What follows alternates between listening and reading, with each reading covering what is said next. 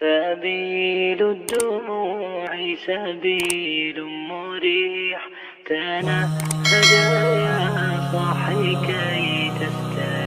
أعوذ بالله من الشيطان الرجيم. بسم الله الرحمن الرحیم. وَلَقَدْ يَسَّرْنَا الْقُرْآنَ لِلذِّكْرِ فَهَلْ مِن مُدَّكِرٍ.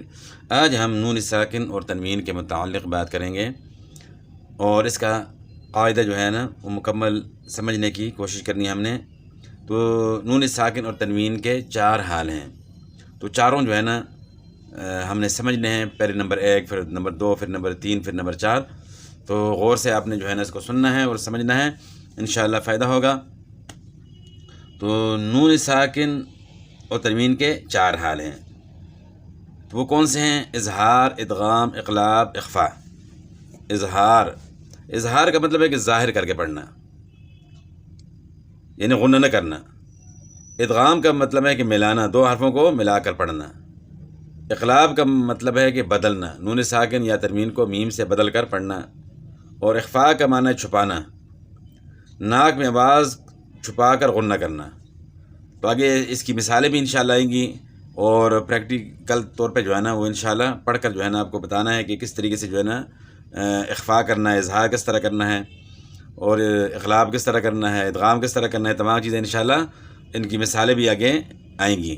تو آپ نے جو ہے غور سے سننا ہے.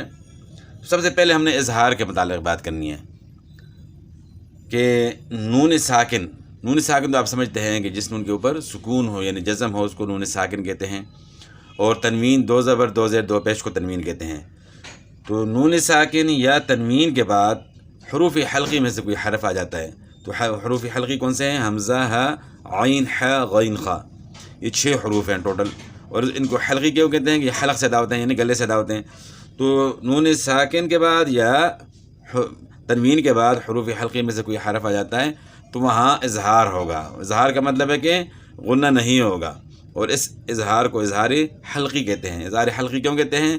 کہ حروف حلقی گلے سے ادا ہوتے ہیں، اور عربی زبان میں گلے کو حلق کہتے ہیں، تو اس لیے ان کو حروف حلقی کہتے ہیں.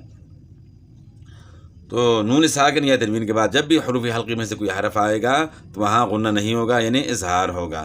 تو اب اس کی اظہار حلقی کی مثالیں جو ہے نا وہ دیکھتے ہیں. یہاں آپ دیکھ رہے ہیں سب سے پہلے حمزہ کے متعلق جو مثال ہے، یعنی 6 ہیں: حمزہ، ہا، عین، حا، غین، خا. 6 ہیں تو 6 مثلا کہ حروف کی مثالیں آگے جو ہے نا وہ لکھی ہوئی ہیں.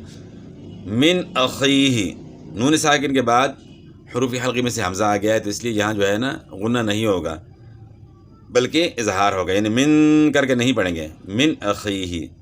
اس طرح من آمن، نون ساکن کے بعد حمزہ ہے تو اظہار ہوگا. اس طرح غثاء احوا، یہاں جو ہے 2 زبر کی تنوین کے بعد حروف حلقی میں سے حمزہ آ گیا ہے، تو اس لیے یہاں اظہار ہوگا، غنہ نہیں ہوگا.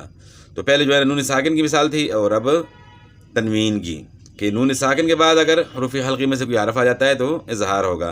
اسی طرح تنوین کے بعد اگر حروف حلقی میں سے کوئی حرف آ جاتا ہے تو تب بھی اظہار ہوگا. تو یہاں جو ہے غثاء احوا، یہاں جو ہے اظہار ہوگا، تنوین کے بعد حروف حلقی میں سے حمزہ ہے. اور اس طرح من عین آنیہ، یہاں 2 زیر کی تنوین کے بعد حروف حلقی میں سے حمزہ ہے تو یہاں بھی اظہار ہوگا. اس کے بعد ہا کے ساتھ مثال من ہادن، نون ساکن کے بعد حروف حلقی میں سے جو ہے ہا ہے تو یہاں اظہار کرنا ہے، غنہ نہیں کرنا. اس طرح منہ، نون ساکن کے بعد ہا ہے، اظہار ہوگا. منہم، نون ساکن کے بعد ہا ہے، اظہار ہوگا. جروفن ہارن، 2 زیر کی تنوین کے بعد حروف حلقی میں سے ہا ہے تو اظہار ہوگا. وَلِكُلِّ قَوْمٍ ہاد، یہاں جو ہے نا 2 زیر کی تنوین کے بعد ہا ہے، یہاں بھی اظہار ہوگا. اب عین کے ساتھ مثال انعمت، ساتھ ساتھ حروف کی ادائیگی کا بھی جو ہے نا آپ نے ذہن میں رکھنا ہے کہ کس طرح حروف کو ادا کرنا ہے. انعمت، نون ساکن کے بعد حروف حلقی میں سے عین آ گیا تو اظہار ہوگا. اس طرح نماز میں پڑھتے ہیں نا انعمت علیہم، تو وہاں جو ہے نا غنہ نہیں ہوگا بلکہ اظہار ہوگا. اس طرح من علق، نون ساکن کے بعد حروف حلقی میں سے عین ہے تو یہاں بھی اظہار ہوگا. اسی طرح محمدن عبدہ، تو یہاں جو ہے نا 2 زبر کی تنوین کے بعد حروف حلقی میں سے عین ہے تو اظہار ہوگا.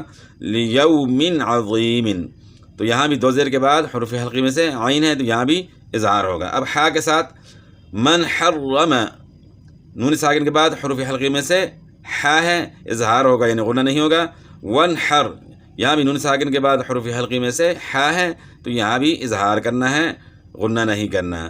نار حامیۃ، 2 پیش کی تنوین کے بعد حروف حلقی میں سے حا ہے تو یہاں بھی اظہار ہوگا، غنہ نہیں ہوگا۔ اس طرح من حکیم حمید، یہاں بھی نون ساکن کے بعد حروف حلقی میں سے حا ہے تو یہاں اظہار ہوگا، غنہ نہیں ہوگا۔ اور پھر اسی طرح 2 زیر کی تنوین کے بعد حا ہے، حا حروف حلقی میں سے تو یہاں بھی اظہار ہوگا۔ اس کے بعد غین کے ساتھ مثال من غاب، نون ساکن کے بعد حروف حلقی میں سے غین آ گیا تو اظہار ہوگا۔